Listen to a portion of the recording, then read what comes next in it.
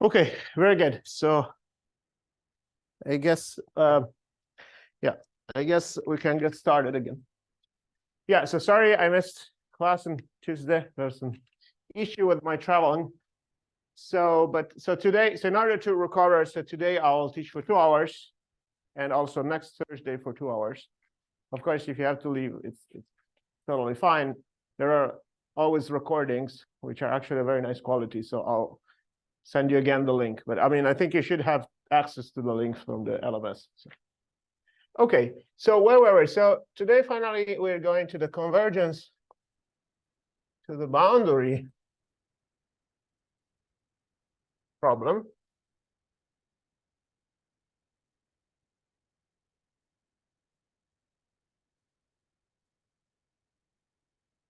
And in general, you have, yeah, so the old setting is the following. We have G, which is SL2R or PSL2R, and then you have mu probability on G. Let's assume that it's countable. And of course, we know that SL2R acts, yeah, this SL2R acts by isometries on the hyperbolic plane H2. This is the picture that we already drew several times. And we pick a base point O. And then we look at the random walk. So let's recall the setting. So Wn is G1, Gn, where each Gn, so the increments of the walk are IID with the distribution mu. So that's the basic setting. And what we finally are ready to prove now is that indeed, if the support of the probability distribution on G is not too small, meaning it's not elementary, as we already defined, in fact, last time, and I will recall, then the random walk indeed will converge almost surely to some boundary point. And this boundary point is some point psi here on the boundary of the disk. And in fact, this theorem has many generalizations to more complicated settings, including the setting of general, possibly non-proper hyperbolic spaces that I actually proved at some point a few years ago. But this is the older result, which is due to Furstenberg. So basically, recall the following. So we can recall that a probability measure mu on, say, SL2R is non-elementary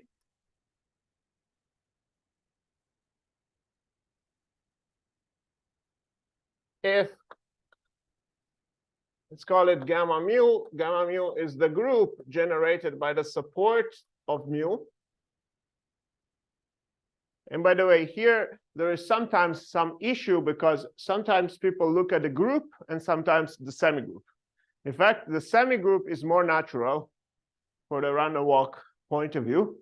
But on the other hand, I think in this special case, it's easy to go from group to semigroup. So we can just talk about the group. But in general, there is a subtlety here. And often I use the semigroup hypothesis, which is a bit stronger, but it avoids a few technicalities. But okay, let's say this group generated is not, okay. So first of all, is not contained in a compact subgroup of G.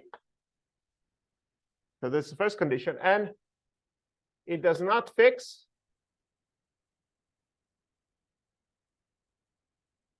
a finite set of points in the boundary. So again, we already saw last time, which was a while ago. So let's remark remark that basically compact subgroups in this case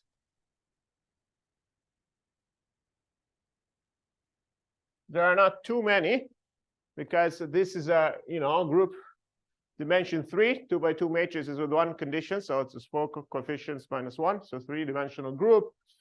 And so compact subgroups are 1-dimensional, so these are basically group of rotations.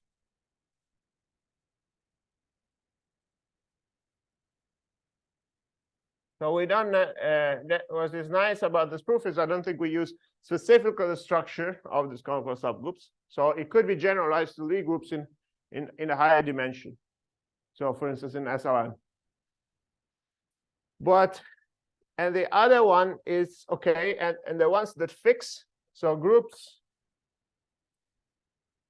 fixing a finite subset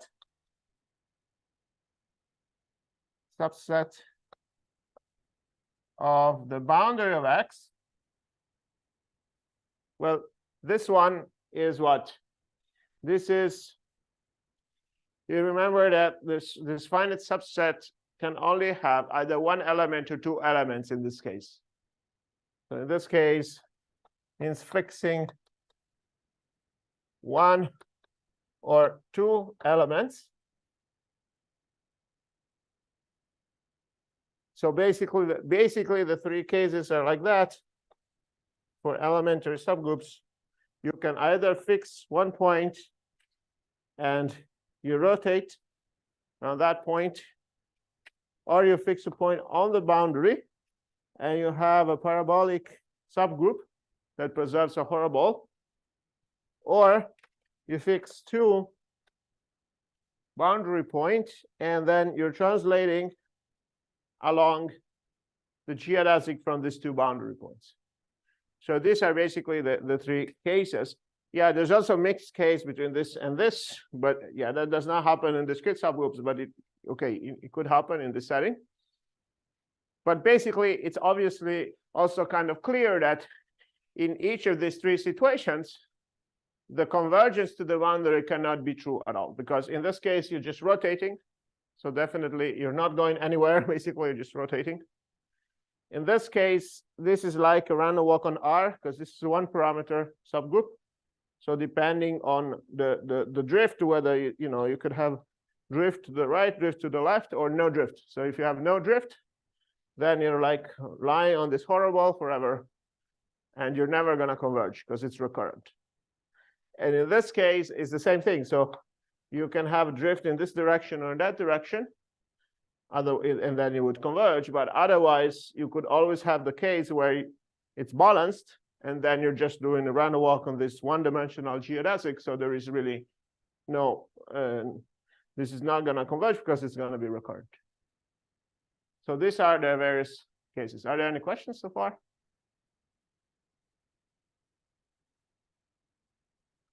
Okay, so this is the recap. So then let me state the theorem, and then we can prove it.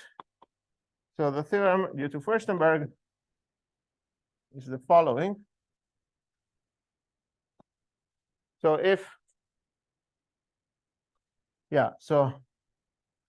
mu is a non-elementary measure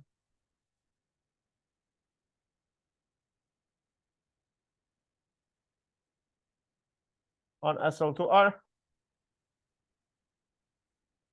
and O is a base point, so is a point in the disk or hyperbolic plane, then almost surely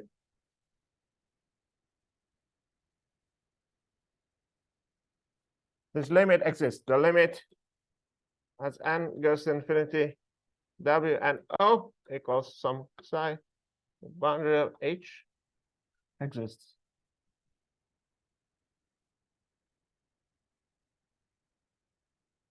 So what are the contents of this theorem? Again, that almost surely means there's a set of sample paths that has full probability. And that the limit exists, not just the limit soup or limit or anything like that, just the limit. And then the limit is on the boundaries, not on the inside. So these are the various things. Okay, so are there more comments? Yeah. Yeah. That's right. Yeah, that's right. Because this is elementary. Yeah. Yeah. So these are exactly the excluded cases. That's what I'm saying. Yeah, these are the elementary cases. So in neither of those, you would have this property.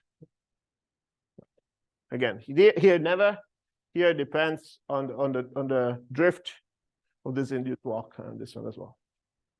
Yeah. And if you have SLN, well, the sub cases are more complicated because you have subgroups of different dimension.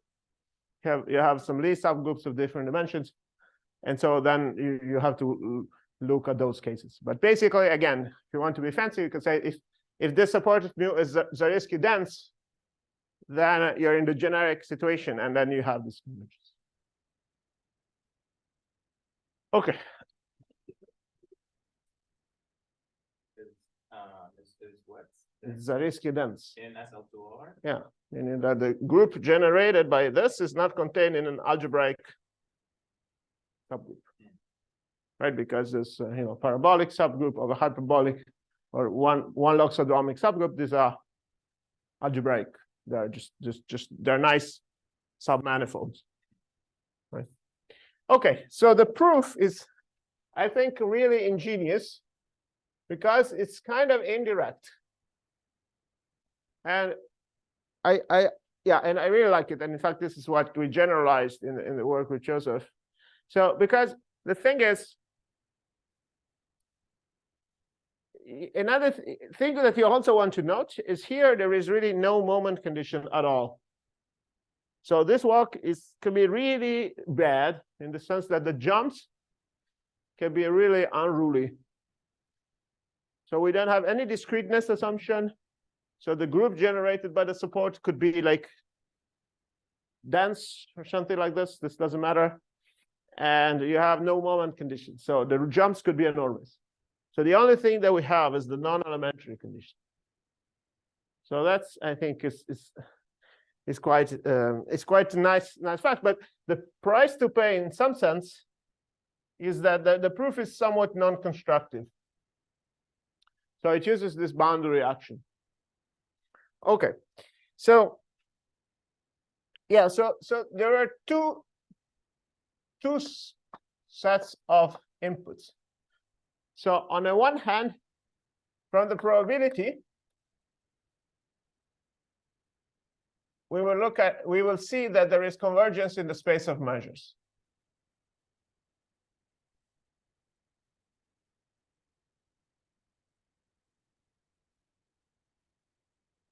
So we look at the probability measures on H union its boundary. So you see, this is a nice compact metric space. So we can look at the action of the group on the space. And there would be a stationary measure, and then we can start looking at convergence of this when you're taking iterates in the way of the stationary measure. We'll make this precise. And then the geometry, so the geometry, meaning the delta hyperbolicity of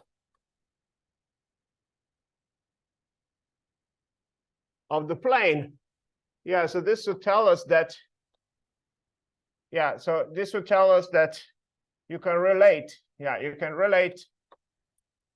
convergence of measures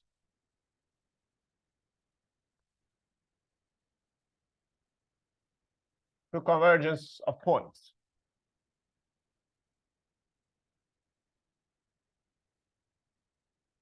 And again, this seems quite indirect, but in fact, I find it very elegant. So okay, let's start with. Okay, so first of all, you can the first claim is that there exists a stationary measure mu stationary from this mu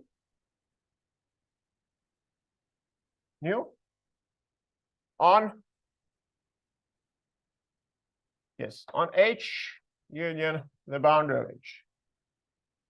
Well, this we already saw because this is just by compactness. This is we saw it. Proof is by compactness, as we already saw. Whenever you have a group action on a compact space, there is a stationary measure of H. Okay. In fact, yes, what we want to show.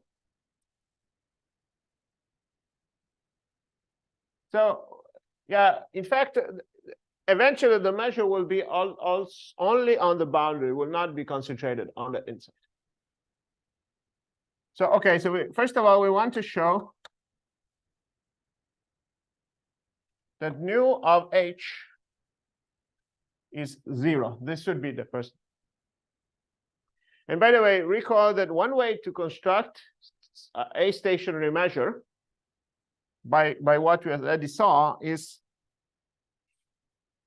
yeah, so to do this convolution, right?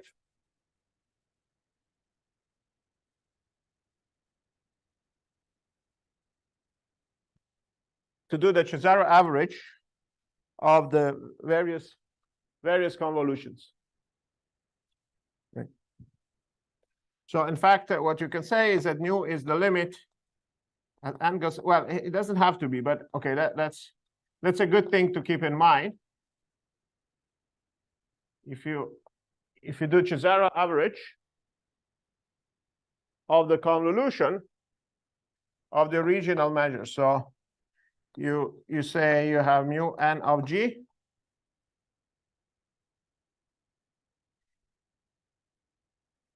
star, yeah, let's say delta of G star O.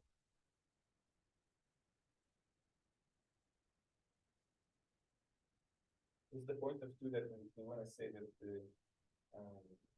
the measure is supported on the orbit, circle, like the closure of the orbit? Well, the measure definitely will be supported on the closure of the orbit, but of course the closure of the orbit also has points inside the space, right? Yeah. But you want to avoid that, yeah.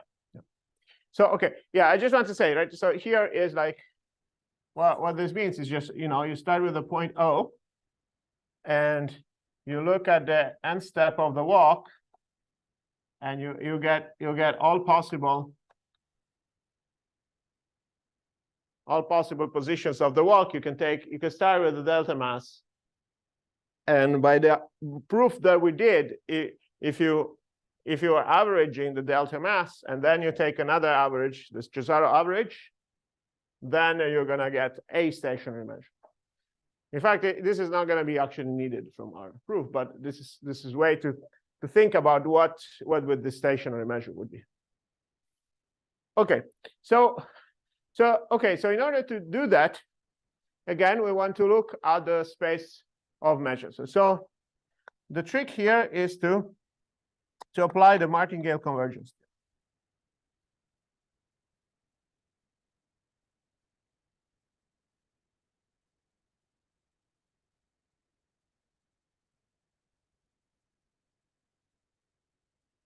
So how do we apply the martingale convergence theorem? Yeah. So so we need this. We need a bit. Yeah, exactly. So this is what we want to show, but we can't prove it yet. So, okay. So let's apply the martingale convergence theorem. So to what? So we need a martingale. So okay, we pick f, a function, which is bounded on C0, like it's a say continuous even function on well, let's say H in boundary of H, or yeah, basically the same argument can work either on just the boundary or on both of them. But then, because both of them are compact, even just the boundary itself is compact. But then if we want to show this, then we have to start with a bigger thing and then say that this component is 0. Okay. So we define a martingale. How do we define a martingale? We define xn, which is what? We want to define the average of f on the orbit. Okay, on the walk.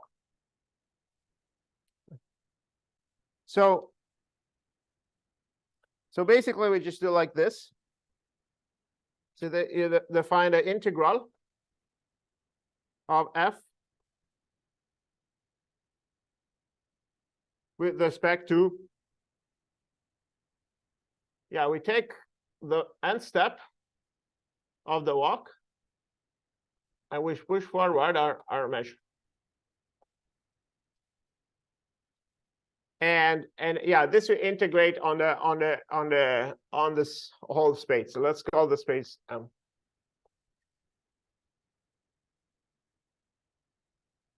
So again, so what are we doing here?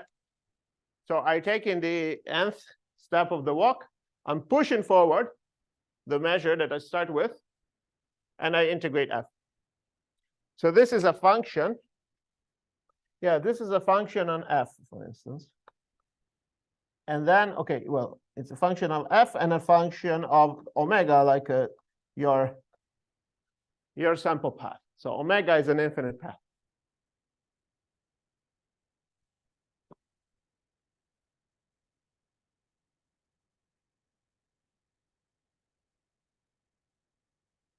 So again, you can, well, also by the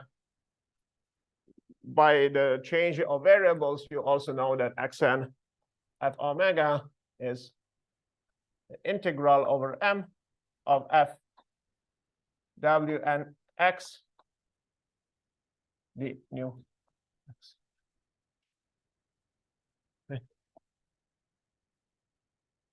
Okay, so now the claim, first claim,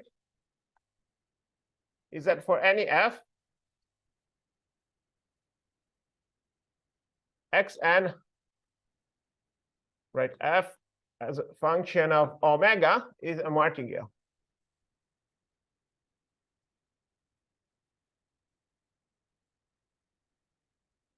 So you're taking the average value of f along this the walk, basically. Why is this a martingale? Well, what do we have to show? Remember, we have to show that the expectation of xn plus 1 given x1 xn is xn. Actually, maybe just given xn. So I will see that it only depends on xn. So okay. Right. So what is this? Well, this is the integral over m of f wn plus 1 x d nu x. Sorry.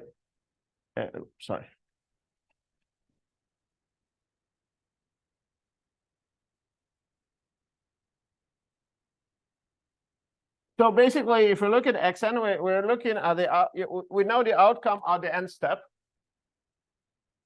right? So suppose that wn equals g. So we condition on the nth step.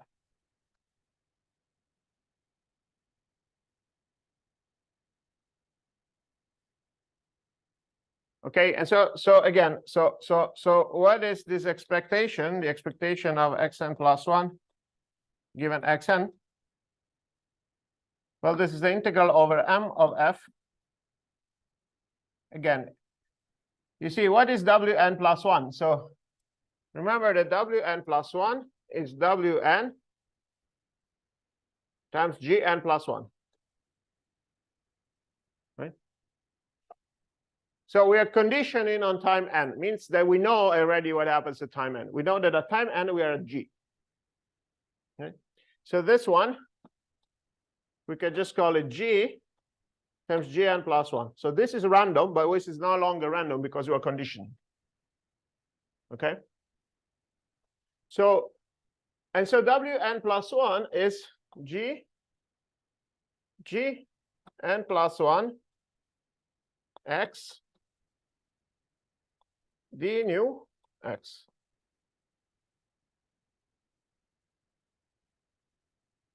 Right?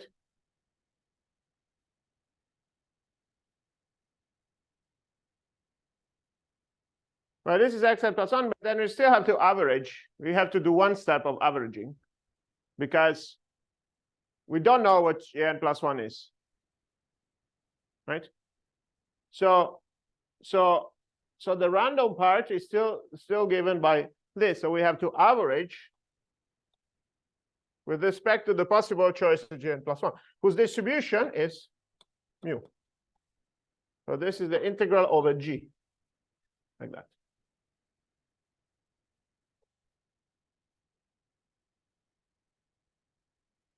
Right. So that's literally this thing. And now what you would like to show is that this is the integral of Wn x f Wn x d mu.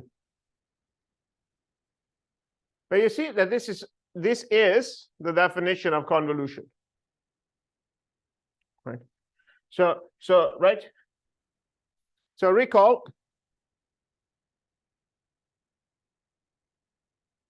Right. So that by definition, like if you do the integral of any function phi of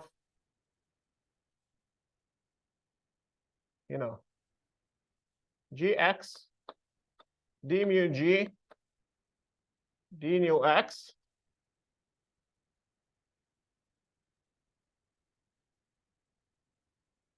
the definition of convolution tells you that this is literally by doing the change of variable gx equals y.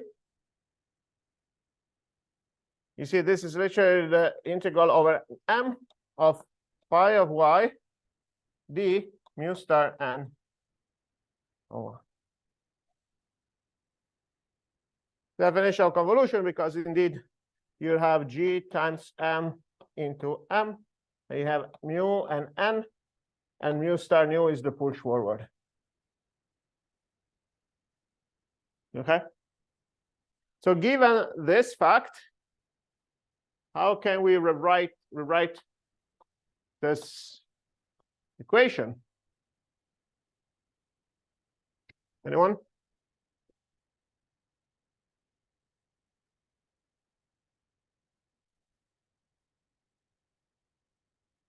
What?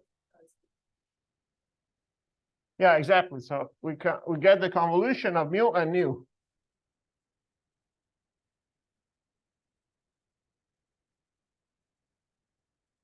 Right? So you get what? You get the integral over m of f of gy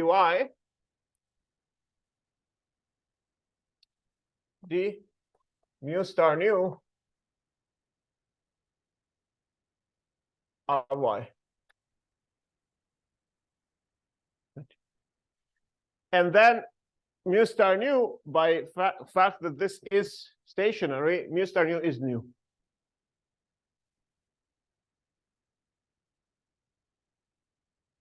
So this is the integral over m of f of gy d nu of y. So this is the magic. It just sort of shows that this notion of stationarity is really the right thing. So once you look at this thing, this is by definition is xn, right? Because g is wn. We could have left it like wn, but I prefer to call it g to show that this is not random anymore because we conditioned on it. Okay, so that's a cute good proof of this fact. And then, okay, what else do we know? So we know that now by the martingale convergence theorem, what do we know about the martingale?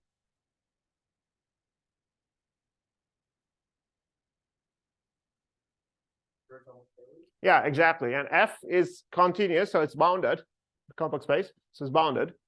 That's right. So there exists X infinity of F. Right. X infinity of F omega first, such that Xn converges to X infinity, almost surely.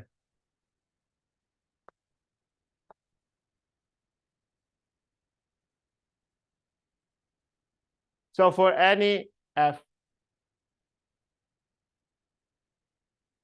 Okay, so now what do we want to say?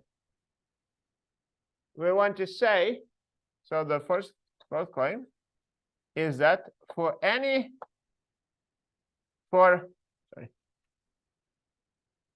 almost every omega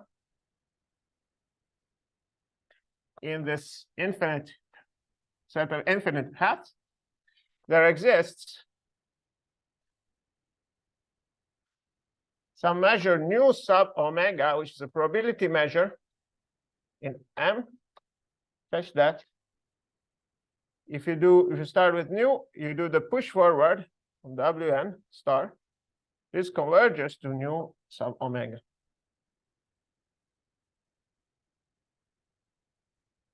So you see, this is a convergence in a Banach space of measures. So this is a measure, that's another measure, and this measure depends on the path. Yeah, almost surely there's one. Okay, so how do we go from this martingale to the measures?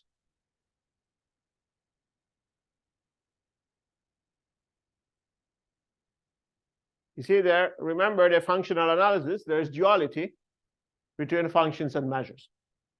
Okay? So you consider the following. You see F goes to, so F is a bounded continuous function on M. And this maps to X infinity of F. Right. So for almost every sample path, this is well defined. And so this is, you see, how do we show this is a measure?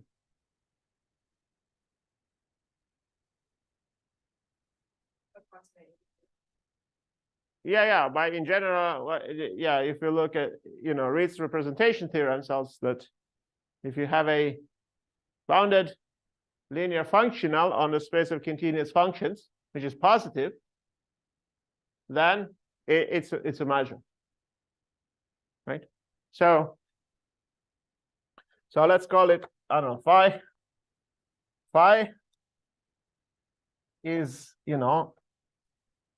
is a map from C 0M into R. Yeah, this depends on omega. Yeah, depends on the specific path. But right. So this one is bounded positive linear functional.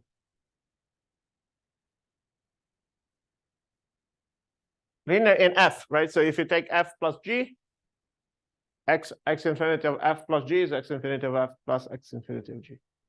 And positive, okay, if F is positive, X infinity of F is positive. This is obvious because you're taking limits of all these integrals are positive.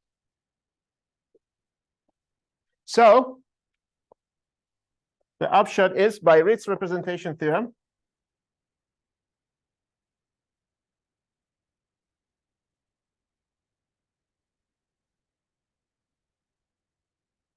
there exists a measure nu, which depends on omega, which is again is a probability measure in M, such that x infinity is indeed the integral of f with respect to a measure. So x infinity of f omega is the integral of f d nu omega over f. For every f in C0.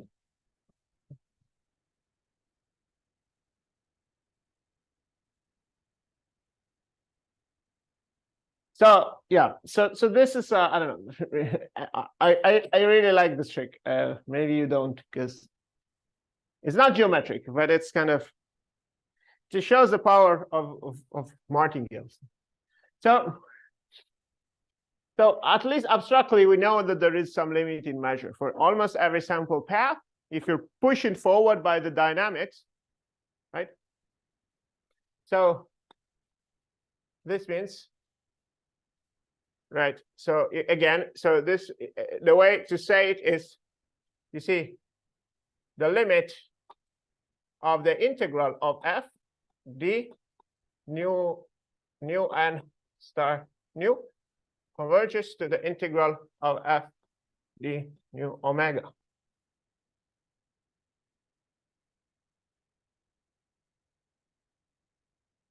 For any f and almost every omega.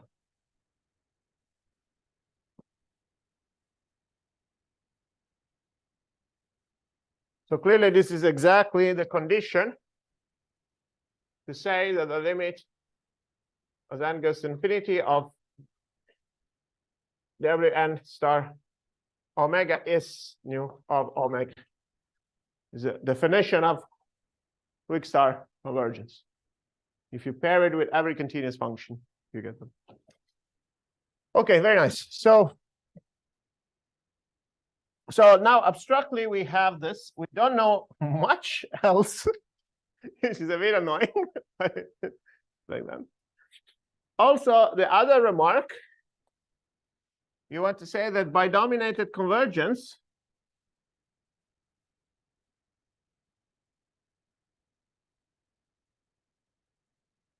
if you take the integral of these measures, so these measures depend on the sample path. So the average is nu.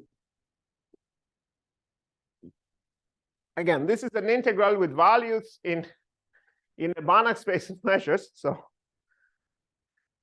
slightly exotic, but not too bad, because again, the space itself is compact, so measures on a compact metric space are nice Banach space. So yeah, so this is just because at every step it's true, and then you pass the limit. The proof is that you want to show that the integral, right, at every step, if you do Wn star nu, and you do the integral of the right, the distribution of that dp omega. This is nu for every n. Again, this is a stationarity property. So this is mu n star nu, basically. So the stationarity is true at every step, and then everything you're pairing with the bounded function. There's a little bit of a one-line argument they have to do that to say that if you're pairing with bounded functions, you can take the dominated convergence. You can apply dominated convergence, so you can pass the limit inside the integral. So the average of these measures, we don't know much about these measures except that they exist. And on top of that, their average is the original measure. Okay? Okay, so now the measure theory part is almost over, basically over. And now we see how this mixes with the group theory.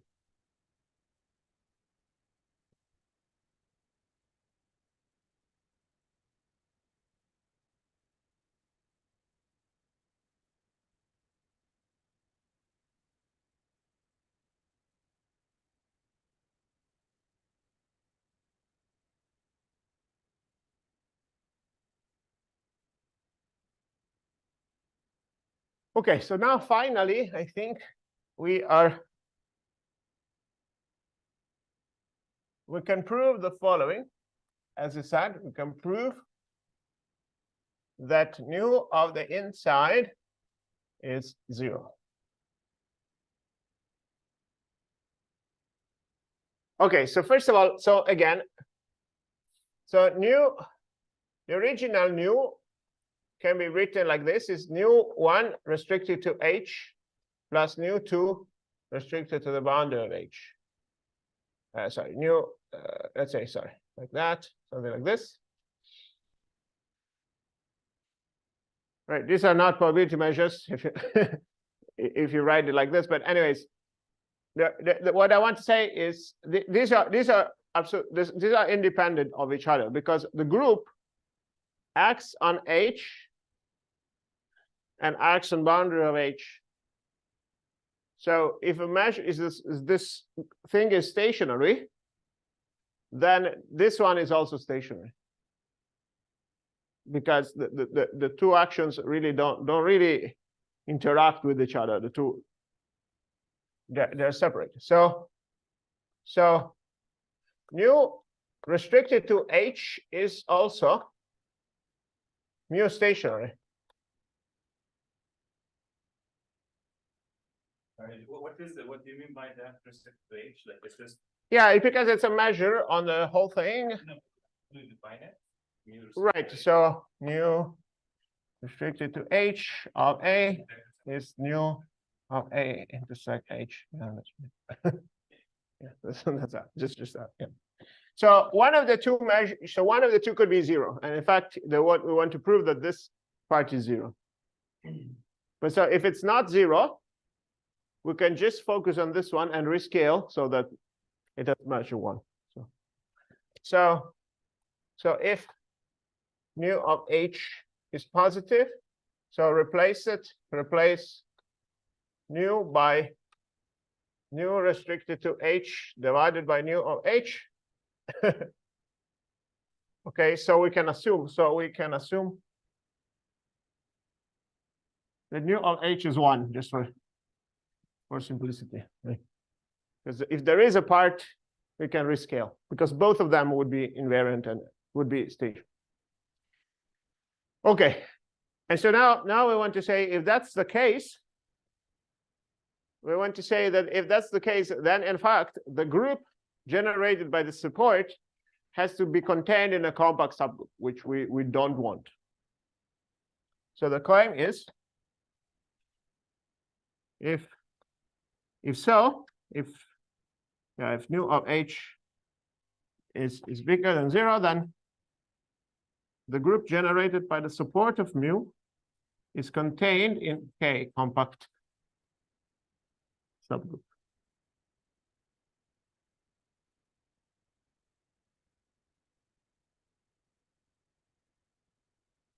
Okay, so let's see I. So of course, we need to use this proved, otherwise we wouldn't. Yeah, this part I have to fix in the notes because it's not very well written, but I will write it, the details about this. Okay, so the proof is like this. So okay, suppose that the measure of H is 1. So then there exists a ball. Is this a disk around 0 of radius some r, such that, let's call this D, such that the measure of this disk is bigger than 1/2. So you see there's a circle, there's some circle like that. This is D, and the measure of this disk is bigger than 1/2. Okay, now what else do we know? Recall that nu of D is the integral of nu omega of D dp omega.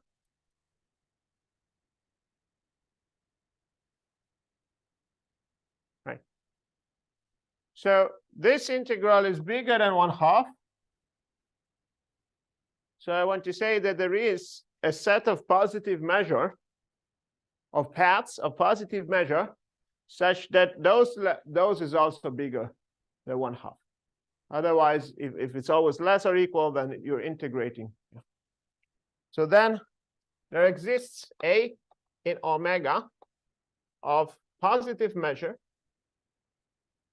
such that nu omega of D is bigger than 1/2 for omega in D, in A. Sorry.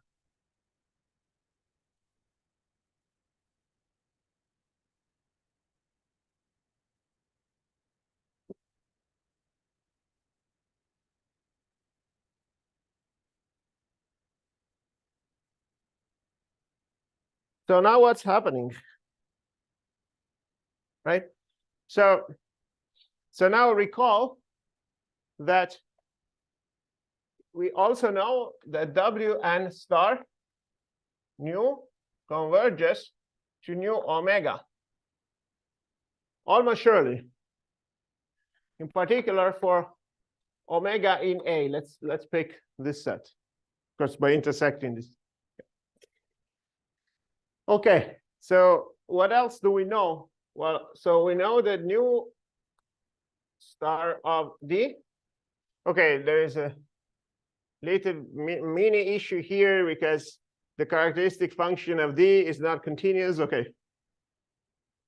But yeah, so you want to say that there exists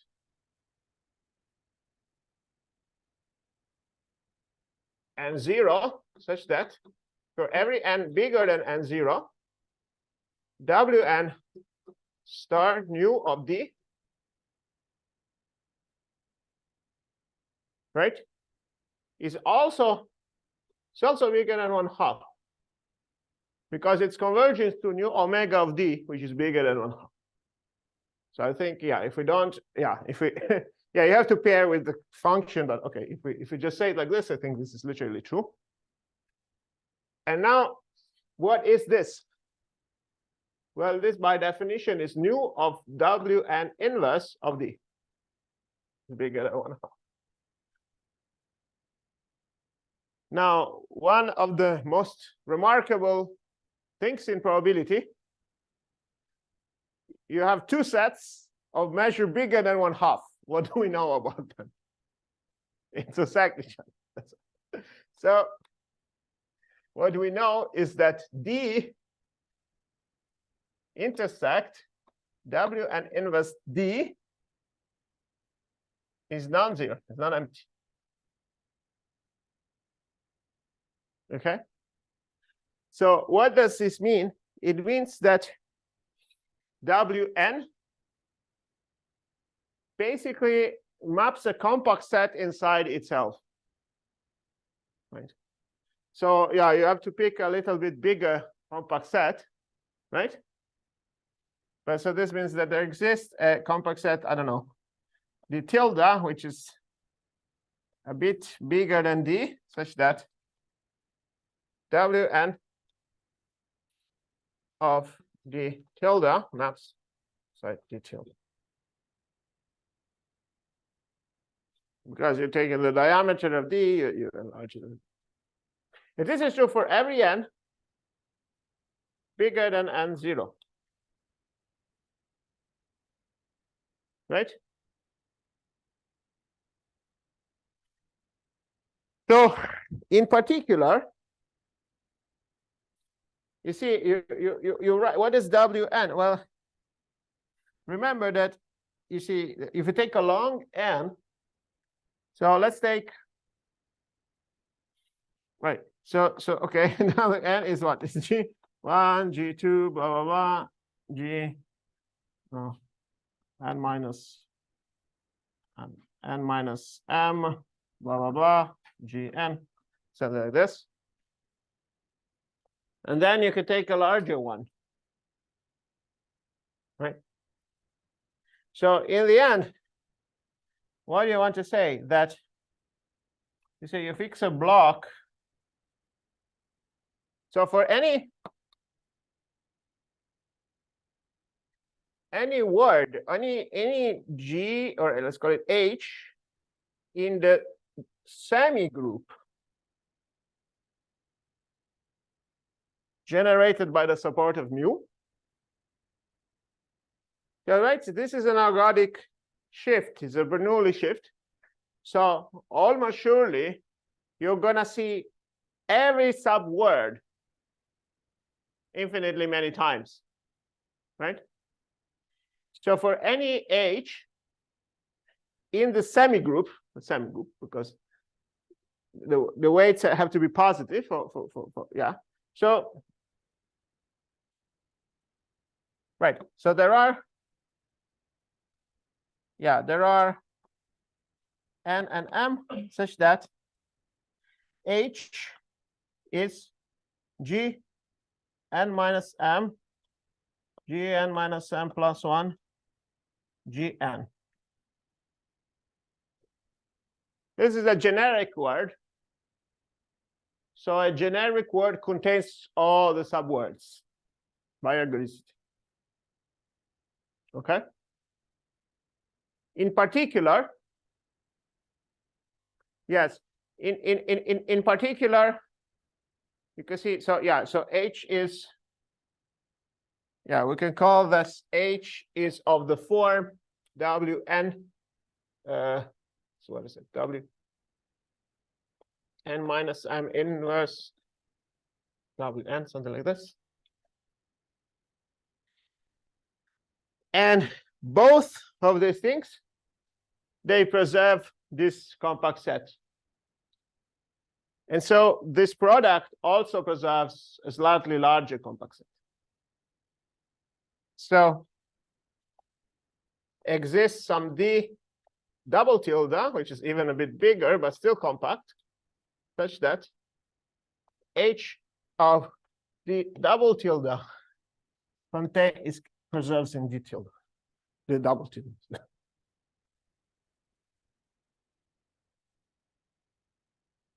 This is uniform because we can pick one path, which is good. It has all the good properties that we said. There is many, actually. There's a positive measure set of paths that do this. So take one generic path, and if you look at the subwords, after some time, the subwords will preserve a compact set. And so since you see every element in the semigroup as a subword of this, then every element in the semigroup preserves compact set. So we're done, because then we can then we indeed said what we wanted to say. So then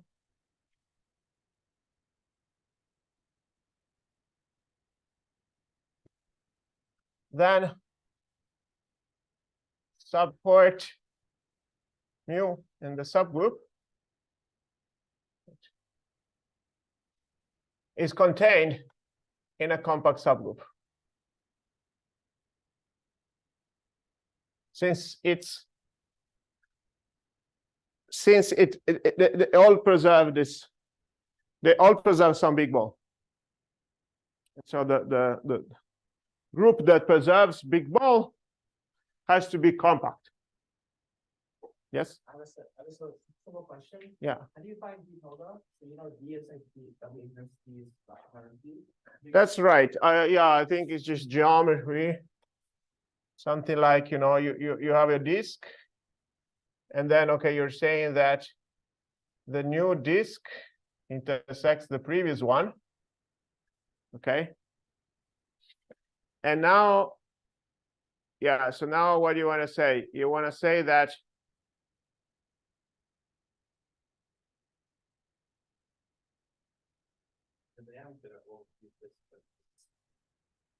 right, yeah, you want to say that, so the other thing goes in a larger, slightly larger disk. Just think something of like twice at the end. Yeah. That was that was the geometric argument. Yeah, maybe. Let me see. Yeah, I don't know. Maybe this is literally not true though, because but you want to say that. So you see, because SL2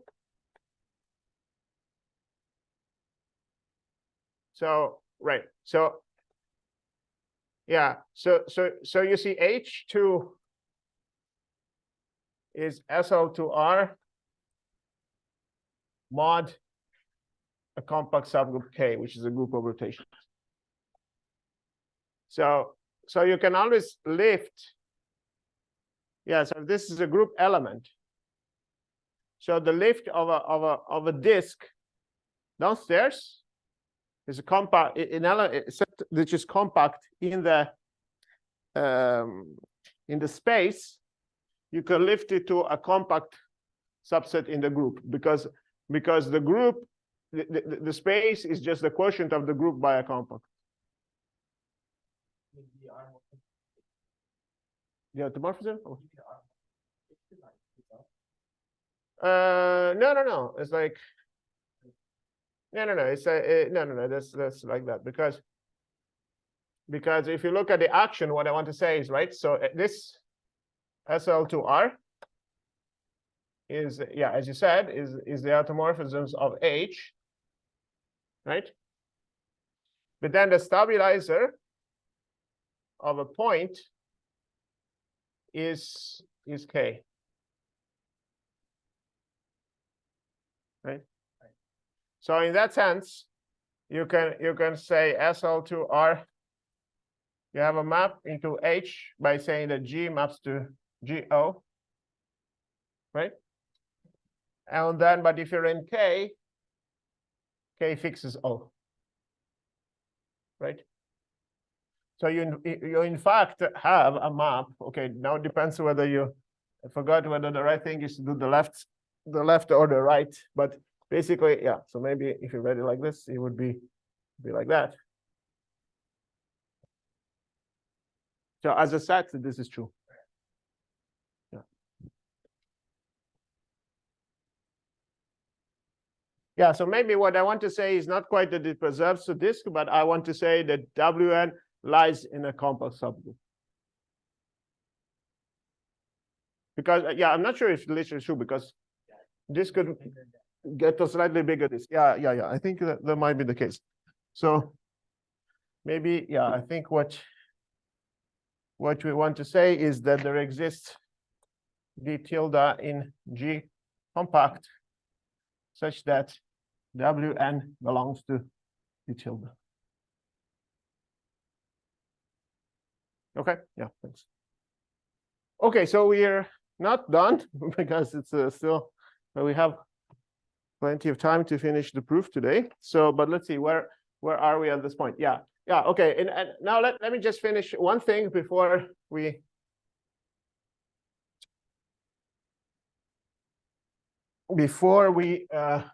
take a break. So we also use a remark which, because again here I put subgroup, which again is more natural from a point of view of random walk, but in fact you could say for group, and so we have to use the following fact that a compact subgroup, compact semigroup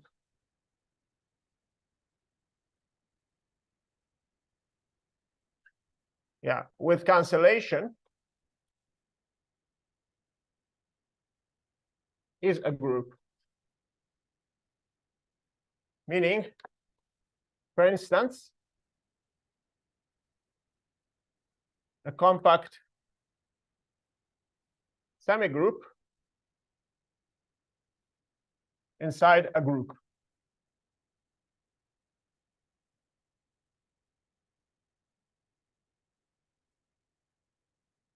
With cancellation. Yeah, with cancellation means indeed the cancellation for group theory, right? So if G H equals G H prime, then H equals H prime.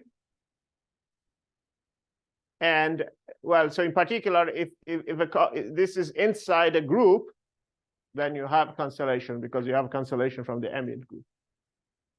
Yeah, so maybe you've seen this fact for finite.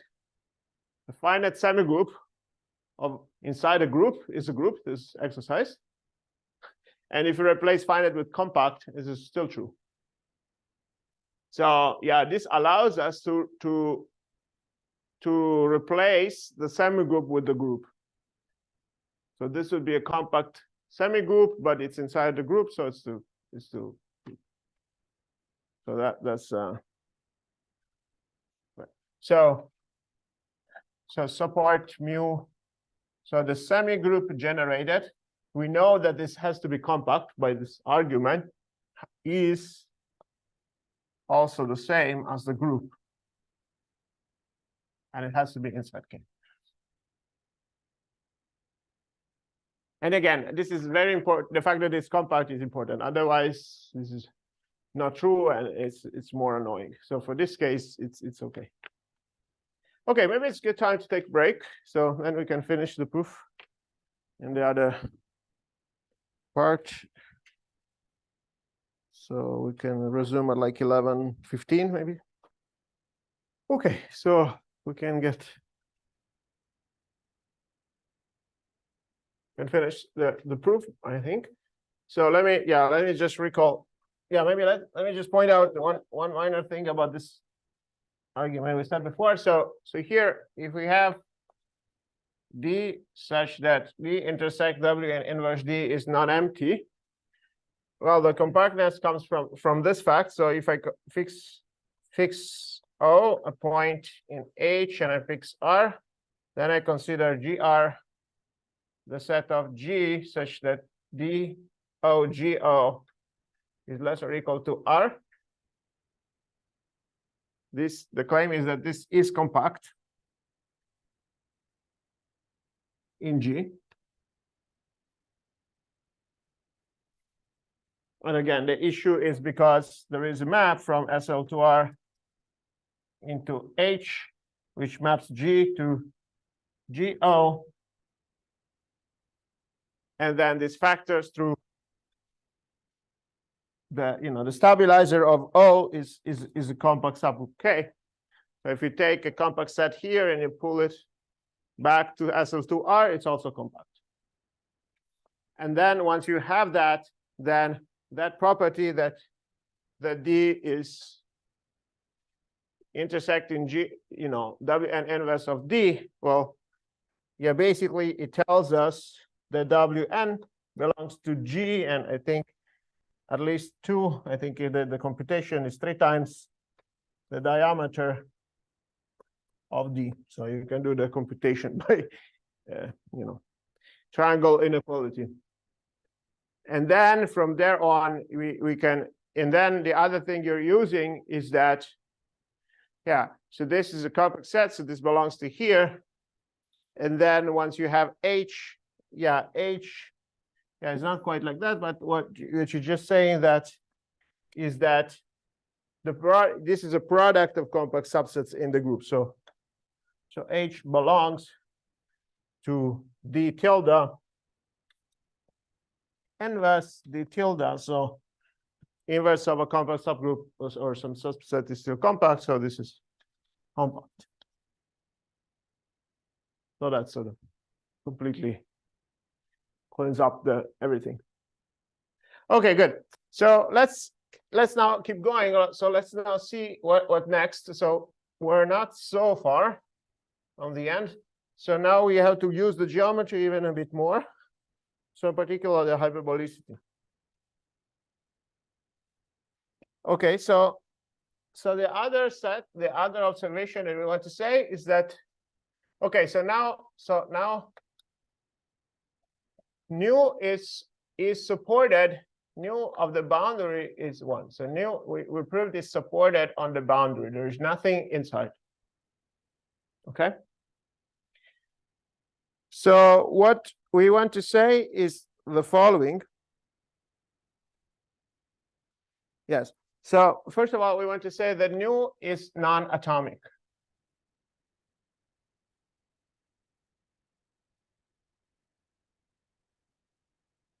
And the trick here, we have to use the other condition about non-elementary, where we haven't used yet, which is it does not fix the sign subset. And the way you do that is you consider all the weights, yeah, you consider, so if nu is atomic, well, what do we know? We know that there are singletons that have positive measure.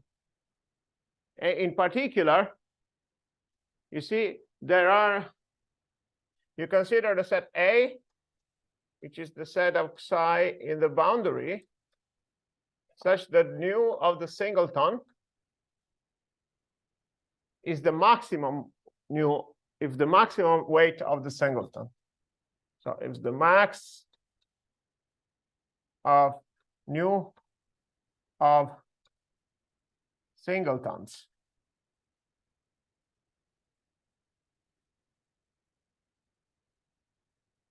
right? Why is it well defined? Because you see, since the total measure is 1, for every epsilon, there's only finitely many points of mass bigger than epsilon. Right? And so this max has to be achieved, cannot be just a supremum. And no, so there will be some set that has the maximum weight. Okay? So now you can guess what we want to show. We want to show that the group action wants to fix this set of maximum weights. Right? And the way to do this is you look at the stationary condition. So again, by stationarity, nu is the same as sum of mu and g star nu.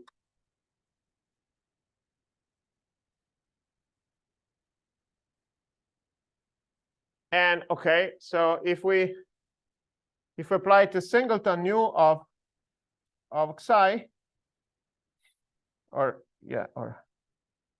is a sum over g of mu and g nu of g inverse psi.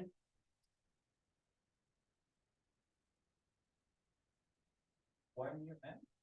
Not just n. Because eventually we want to do it for the whole semigroups. So it's the same argument, actually. Yeah. Yeah. So each of them, right? So this is a singleton. And so it has to have measure less or equal the original one.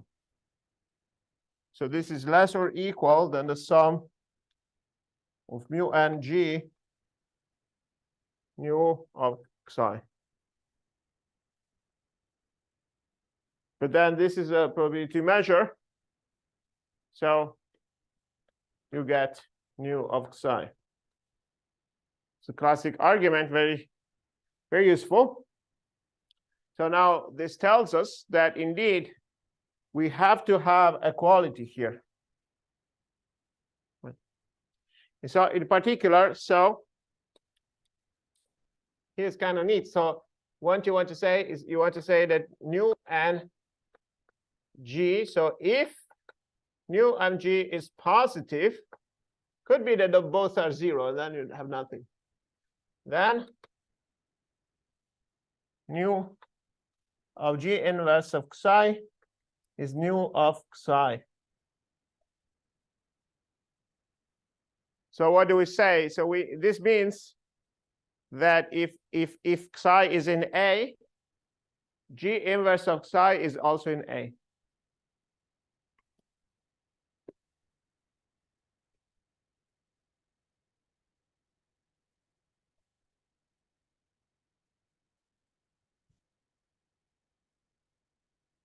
So if psi is in A, g inverse of psi is also in A. For any g, and so this is for every g in the semigroup, because you see you want mu and g to be positive. So this is true for every g in the semigroup. So for every g in the semigroup generated by the support of mu. Okay. But again, right. So in the end, you want to say that this semi-group gamma, let's call it gamma mu plus, which is the semi-group generated by the support. Well, yeah, so it means that gamma mu minus plus, okay, inverse if you want, right? Inverse. This is the inverse semi-group of A is in A. So this fixes, so the inverse semigroup fixes a finite set. Right. So since A is fixed, is finite, again, same proof as before, also the whole group has to fix it.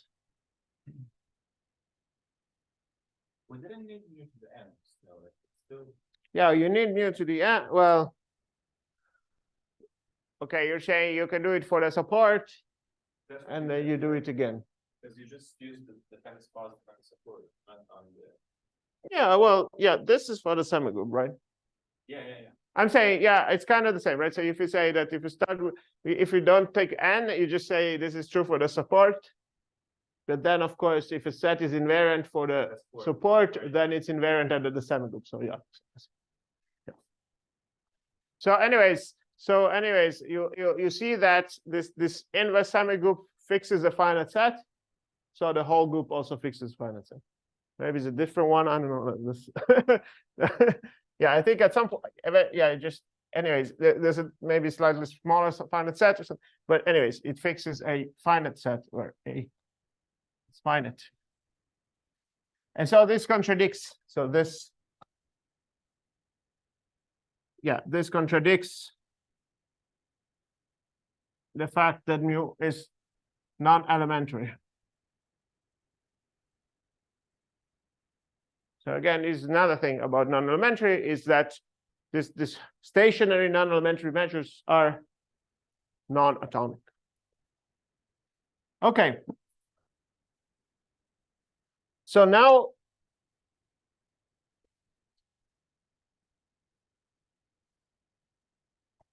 we need geometric lemma. And the geometric lemma is the following. So suppose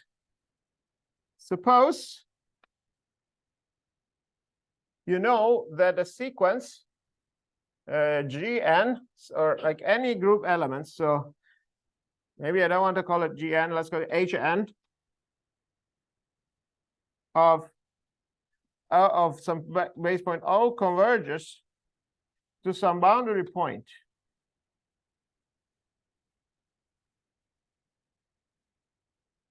Okay. So then I want to claim the following. If I take the stationary measure and I push it forward by this group sequence of group elements, then this converges to the delta mass at psi.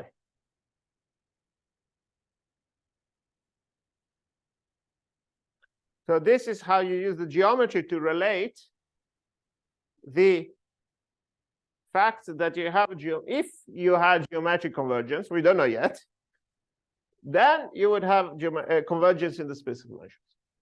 But to a special measure, which is the delta mass. Right? I mean, of course, like it kind of makes sense to think about it. It's like you have you have a bunch of points that gets closer to here. You want to say that the whole mass, even on the boundary, is pushed towards this point. So this you have to use some hyperbolicity. Yeah, maybe not even enormous amounts of hyperbolicity, but some hyperbolicity. Definitely not true for R2.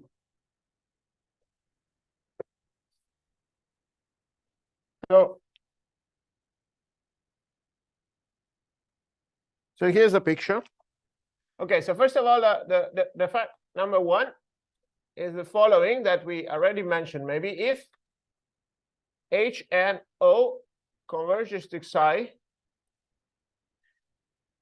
then if you pick another point, H and O prime also converges to Xi for O and O prime inside the space. So this we already noticed, I think, at some point, the property of hyperbolic space. So you have a path, I don't know, H2n or something. H2n. Yeah, you have a path that converges to Xi.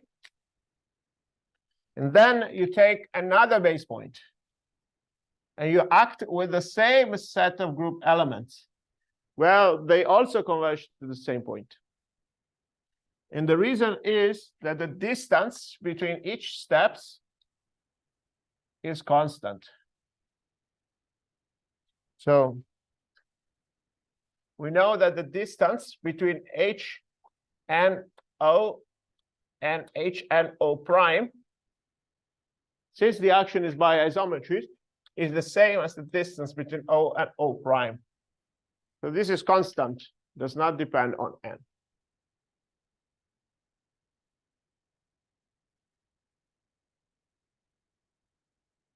And so this is a property of hyperbolic space that if you have two points that have distance, say 1, and again, you move them forward, they still have distance 1.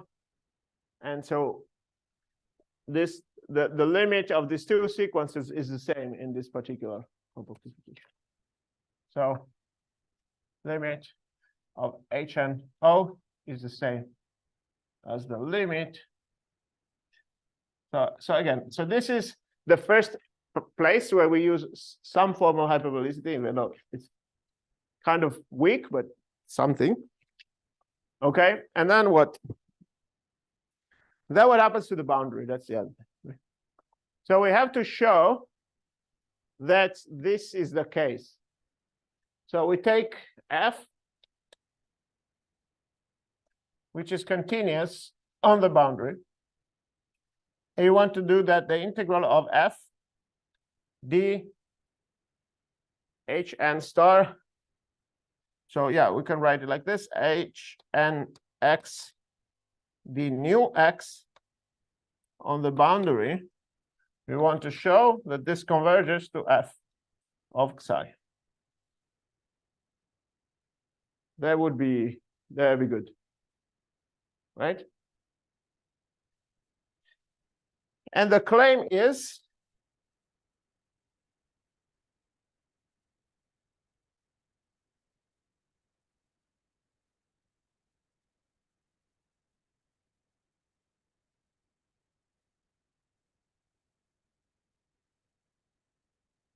the claim is that on the boundary, basically everything converges to Xi, almost everything, except for at most another point. So let's see.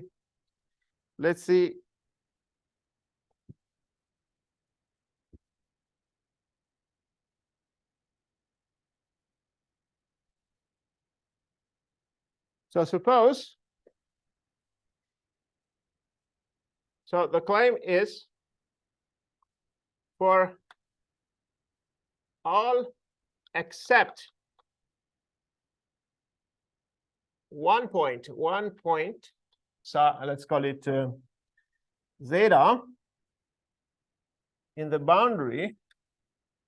Well, for all, I don't know, let's call it x at one point, if you do h and x also converges to Xi.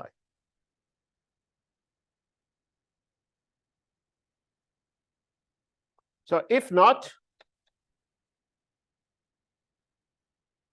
then there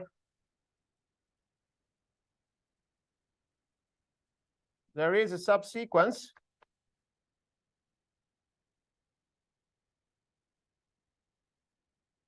mk and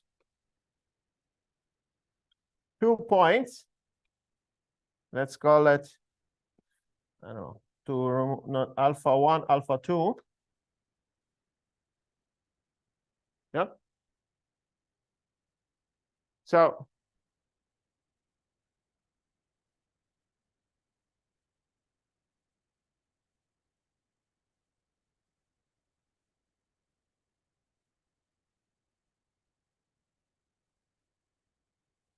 if not, so what happens? It's like, okay, so there's this psi. So we want to show basically everything converges there. But if not, suppose there are two bad points. There is one bad point alpha 1 and one bad point alpha 2. Okay. And we say that alpha 1 and alpha 2 up to subsequence, they don't converge to psi. So then there is a neighborhood U of psi in the union such that, well, such that W and K, sorry, H and K of alpha 1 is not in the neighborhood, and H and K alpha 2 is also not in the neighborhood. Right? So we pick a neighborhood U, and we assume that you're never inside this neighborhood. So maybe you're here or something. Sorry, H and K alpha 1, H and K. But now, why is this a contradiction? Well, you draw the geodesic between alpha 1 and alpha 2. Again, you need certain level of hyperbolicity to do this. So what do you know? Now you pick a point inside. I pick a point X inside. So we know that X is point inside. So every point inside converges to psi. So every point in psi. So if you use this Hn, well, at some point you're going to be very, very close to psi. In fact, well inside you, not just in you, but even much closer inside you. So this would be H and K of X. But then we know that the endpoints are not in U. So maybe let's say that they're here to make it slightly more dramatic. Otherwise, H and K alpha 1.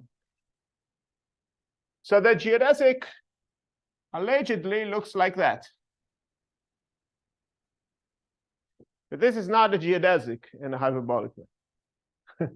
So the idea is, yeah, you have like, you have the mother and the father and the kid. The kid wants to get the ice cream in psi. And the mother and the father cannot. At some point, this situation breaks down. It's not going to work. They cannot hold hands all the time, right? So Hn is, of course, in isometry. So you should map geodesic to geodesic. Right. Okay, so I'm not sure if I can write, but you understand. So since Hn Kx goes to psi, so Hn alpha 1, alpha 2 cannot be geodesic.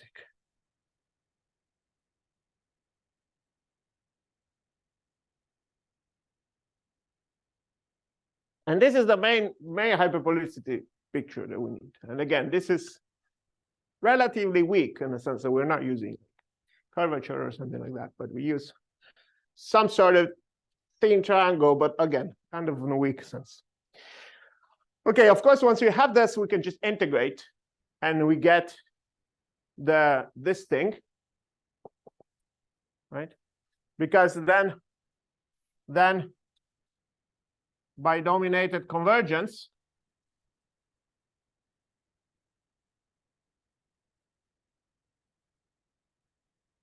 so recall that we had that Hn for any boundary point Hn alpha goes to psi for every alpha, which is not some exception that we call it zeta.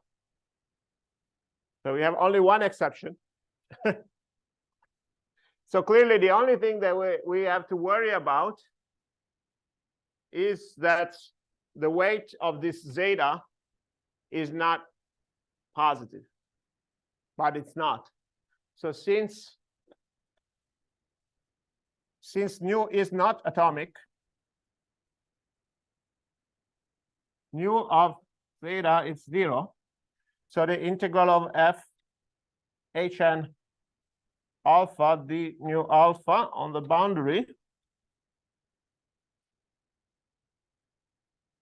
well, this is the same as the integral on the boundary minus zeta.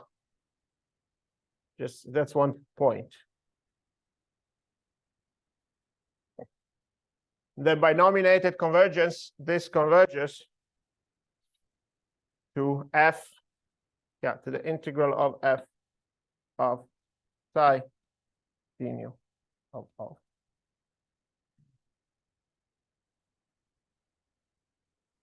Which is f of zeta.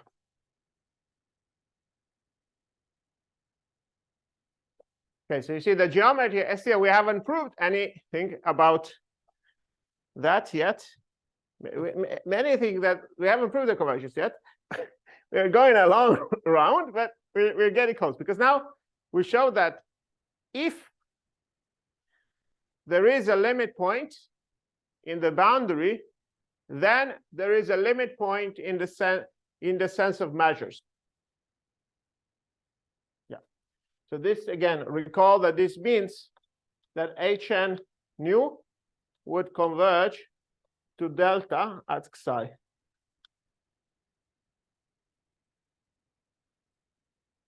And now we have to just play the tension between this thing and the martingale convergence theorem that we've seen at the beginning.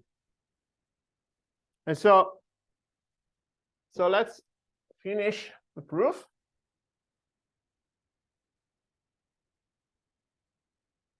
Maybe this is step 9 or something like that.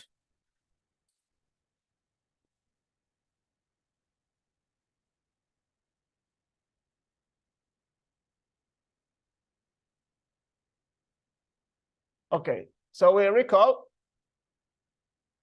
that for almost every omega, we know that Wn star of nu converges to nu of omega. It's some measure, which don't know, but it's some measure on the boundary. Okay? So this is the first thing. The second thing we proved is that, well, first of all, the nu of inside is 0. The third one is that that if Hn of O converges to psi for O in H, then Hn of star nu converges to the delta mass at psi. Class 3, I wonder if the converse of it is correct, that you know that Hn of converges to the delta mass thing, then probably the sequence has to converge to that point. Yeah, because you're integrating over a neighborhood of psi. Yeah, I think that's true. Yeah. Okay, so how do we put these things together?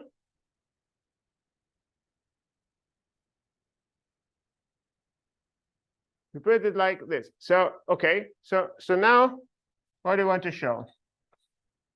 So first thing we want to show, so you see, you consider a sample path.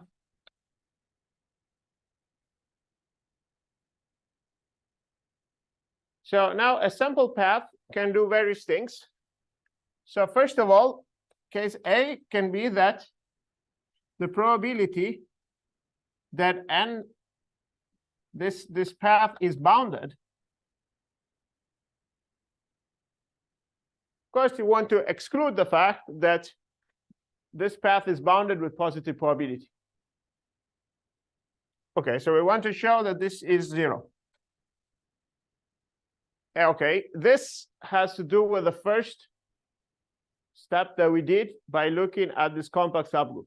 Because if not, if the probability that Wn0 is bounded is bigger than some C, well, it means that you see the delta, it means that, right, the probability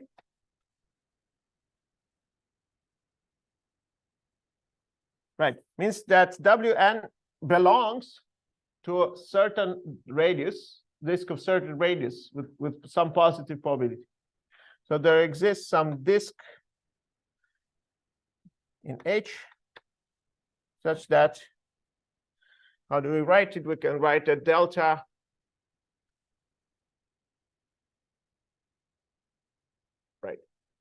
delta WNO of D is bigger than some C prime.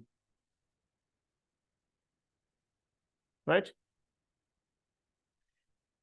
But now we know that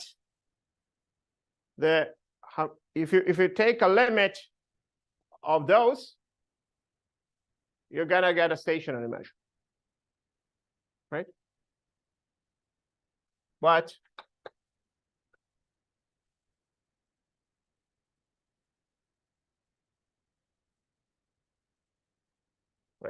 so yeah, so what do we know? We know that, you see, if we consider nu, which is again the limit of 1 over n sum n equals 0 to n minus 1, right? Yeah. Delta of Wn0. Yeah, this is the limit. Yeah.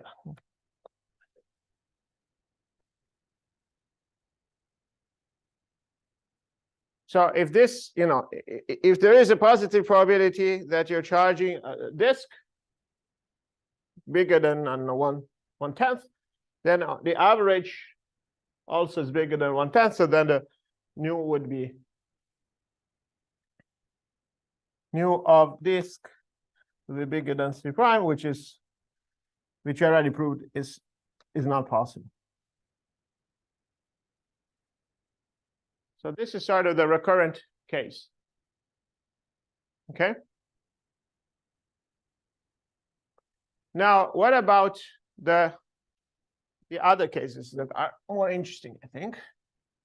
So there's 2 other cases. So the other case is that the probability. So there's a possibility that you're still unbounded, but also maybe you have a limit point inside. So you want to say the probability the WNO has both a limit point in H and in boundary of H. Principle could be the case, right? It could be that you recur, and then you go forth.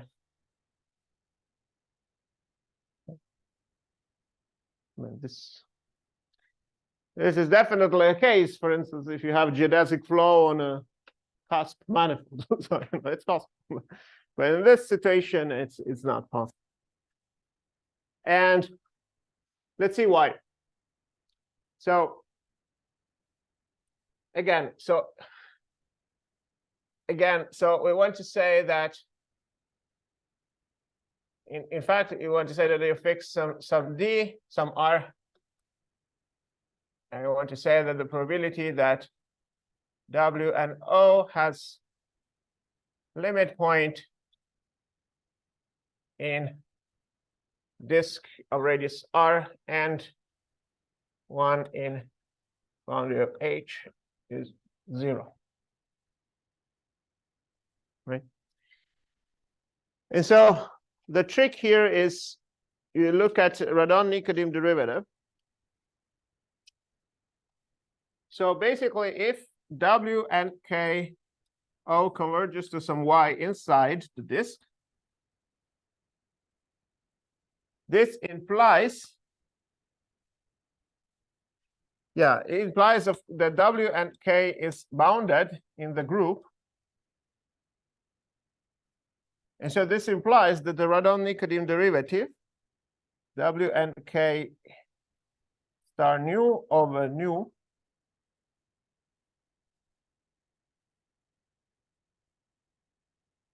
is also bounded.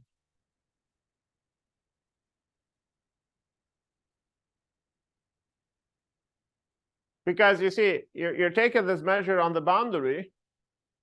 If you're just, each element of G acts, it's a C1 diffeomorphism of the disk. So it only distorts measure by bounded amount. And now if W and K is constrained to live in a compact part, well, you can only distort so much. So in this case, the weak limit would be non-atomic, right? Because so if you take W and K nu converges to nu omega, this would be non-atomic because of this, because nu is non-atomic. And so at each step, your distortion is only bounded. So it's also the limiting measures. But then we saw that on the other hand, if it has a limit point in the boundary, then your convergence to delta mass. So of course, these two things are conflicting. So if WMKO converges to psi in the boundary, well, we saw that WMK nu must converge to the delta mass at psi. So clearly, this is atomic.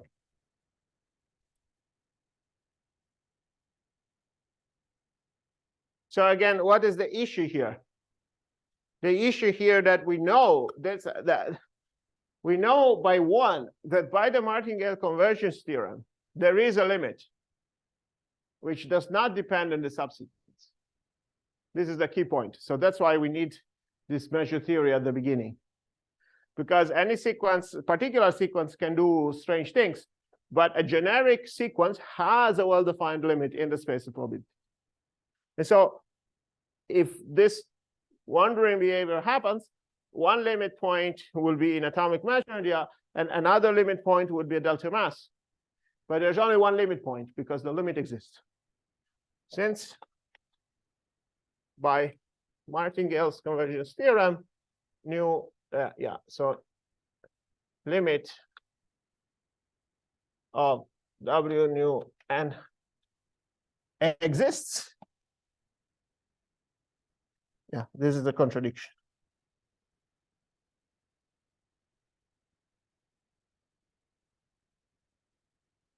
And now you can kind of guess what's the last case, which is very similar, because we just say, okay, what if there are two limits on the boundary?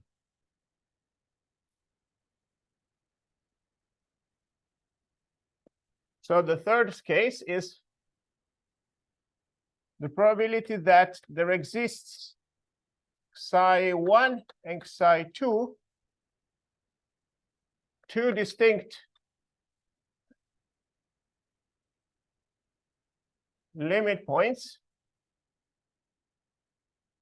on the boundary. And again, we want to say this is 0. And again, how is that? Well, if W and K of O goes to psi1, then we saw that WNK nu goes to delta psi1.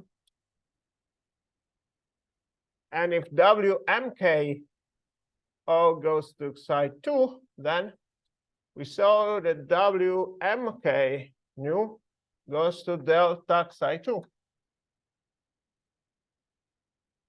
So far, so good. But again, by the Martingale convergence theorem, the limit over the whole sequence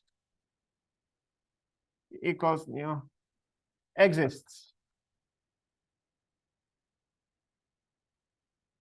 So you have to have the delta psi1 equals delta psi2, which of course implies that psi1, psi2.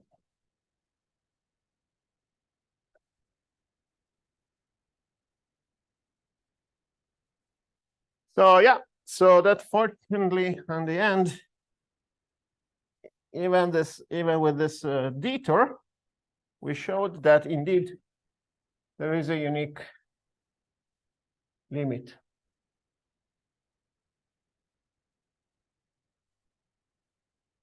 So that's it. Again, it's a proof which is a bit, yeah, it's indirect, but it sort of uses nicely this interplay between points and measures, and so that's why I think it's very nice. Yeah.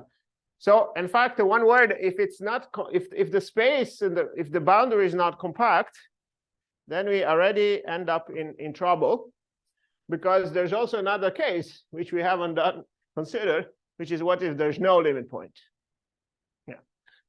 And so in fact, yeah, when I looked at these examples where the boundary is not compact, then yeah, you have to do more work. You have to consider another boundary which is always compact. And so it's there is more work to be done, but still this technique indeed is powerful, and indeed it can be generalized.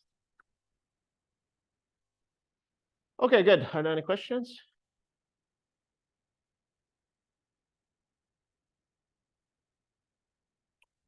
Okay, good. So if not, then I'll see you Tuesday. Yes.